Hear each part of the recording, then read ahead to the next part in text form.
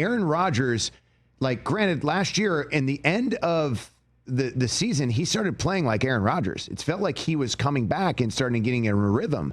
And now we look at going to the Pittsburgh Steelers, we know Mike Tomlin always has a winning record. Like, it just happens, right? Mm-hmm. And he's able to find wide receivers out of nowhere all the time that turn into absolute elite wide receivers. They do a great job drafting wide receivers. Maybe the best job of And then that. their defense is always going to be stout. Yep.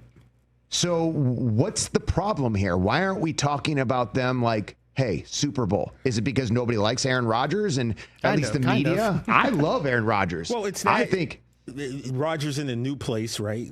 People kind of, and Chris is one of them, they think he's reached the end of the road. And so until he wasn't looking like that at the end of the season with the Jets. Yeah, but it's Zach not. Wilson won more games with the Jets than Aaron Rodgers did. Ooh, I didn't know that. So but it's still, it's Aaron Rodgers. He's 3 years ago, he was MVP. You can't say because it's Aaron Rodgers. The guy hasn't looked good playing football in 3 years. He's 41 years old. You know what the history of quarterbacks in their 40s playing championship level football? It's one person, Tom Brady. Aaron Rodgers is not Tom Brady. How old was Brett Favre when he was on the Minnesota Vikings? The 1 year with the Vikings? Yeah, he did great that year. I bet he was in his 40s. I forgot. Did they win the Super Bowl that year? They didn't win the Super Bowl, but he looked great. And he didn't have the team or the coach that I feel like the Pittsburgh Steelers have. And by the way, I hate the Pittsburgh Steelers. I cannot stand the Pittsburgh Steelers. Yes. They are just the enemy towards me. But I just can't help but think that AFC North division is the toughest division in all of NFL. And correct me if I'm wrong. Tell me a better division. I mean, the only division really that would hold up, I guess, would be the North, right? The AFC West is better. Or that too. I don't know about that. Well, you got the Chiefs. Okay. You got the Broncos, and all the insiders are pretty high on the Broncos. Everyone is really high on the Broncos. I'm thinking mid. Really? As Brian Daboll would say, mid. Why do you think that? 6, 7. Boom. Just did it. That's a meme. So why? I don't know. Bo Nix, it's still out. It's his second year. I always look at the sophomore slump. I feel like every quarterback had better stats last year than Jaden Daniels. You're saying last year. But what about this year where the sophomore slump happens? And it happens to all quarterbacks, in my opinion. Like, name one that hasn't had that happen in a sophomore slump. CJ Stroud, everyone thought stunk last year. He did have it. He won a playoff game last year. Yeah, but you felt like he wasn't playing up to the caliber of what he had the first season. He was running for his life because the offensive line was god awful. So who's to say that's not a sophomore slump on CJ Stroud. Okay, that is injuries to the offensive line. That's injuries to Tank Dell, one of his best receivers. Nico Collins missed time, and Stroud still won a playoff game with that team 2 years in a row. Okay. Jaden Daniels. Yeah, we'll see what happens this season. But Terry McLaurin, we all think, is going to get paid and show up to camp. They added Deebo Samuel. They added Laramie Tunsil he took Houston's best offensive lineman and added it to the mix.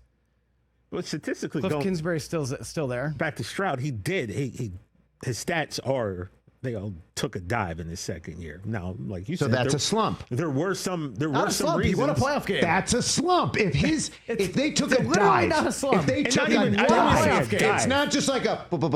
It's a dive. It was 3 less touchdowns. It was so it wasn't huge, but yeah, the numbers were a bit different. I'm hesitant. I like saying a dive. I'm hesitant to say dive, but the sophomore thing is a thing, and we're going to see. And he had a better record last year. Than his rookie year. Okay, say the Denver Broncos are better than mid. This was better than story, mid. Though. Wait, where do you think that the Denver Broncos will be? You think they're top 10? I think they can win the division. You think they're top 10? Yeah. Wow. I did not. That's why I have them mid. I don't have them in my top 10. I think they can win the division. You don't think they can win the West? I do not think that. Wait. Not with the Chiefs still playing football. Yeah. Well, San Fran is AFC West. Oh, I'm sorry. Yeah. Wait, where are we at? Chiefs, Chargers, Raiders. Okay. Broncos. Chargers. Mountain the time, Chargers mountain are good. Jim Harbaugh, man. Yeah, but we got to see it because every year Lost there's their best something. lineman.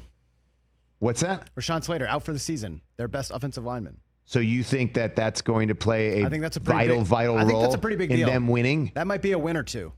Okay. So you don't see them in the playoffs at all? I think they're one of those teams. They made it last season and then, got kind of blown out in the playoffs. They're kind of a fringe team. So what does that say about Harbaugh? I mean, obviously they brought him in there to win playoff games. They were always pretty good. Big year They're for always Herbert. a pretty good team. Big year for Herbert coming up. He needs to have one. Okay. And if he doesn't? Then like TJ hasn't been on the Herbert train for a while, but then he's one of those quarterbacks like, Tua and Trevor Lawrence, and you're just like, man, we gave this guy $50 million and he can't win a playoff game. Like, what are we doing? The thing about Herbert is he somehow always manages to escape all of the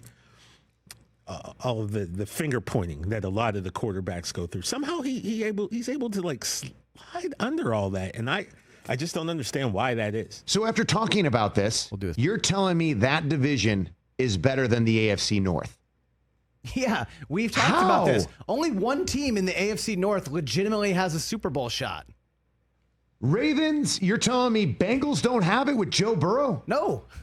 Their defense is exactly the same, and they were hot garbage last year and didn't make the playoffs at all. They weren't hot garbage. They had a bad start. And what did they do in preseason? They said, hey, first game out. By the way, I don't want them to do well, but I just think they are stout. Like, they are ready. They paid their wide receivers. They were like, we're paying everybody. We're getting our offense going, and we're going to do it up. And so Joe Burrow can get it done. And they're doing it in the preseason. They were like no one plays in the preseason. Joe Burrow is out there. Jamar Chase was out there because they know they start off slow. They're promising that they're not going to start off slow by doing that. They're putting a statement out there. And then you also have, you have the Browns, which you look at the Browns, the defense will be a top 5 defense this year. Tell me I'm wrong. Tell me I'm wrong that Myles Garrett is not going to be Defensive Player of the Year. He very well might be. Exactly. And you're going to lose every game 10-0. How dare you?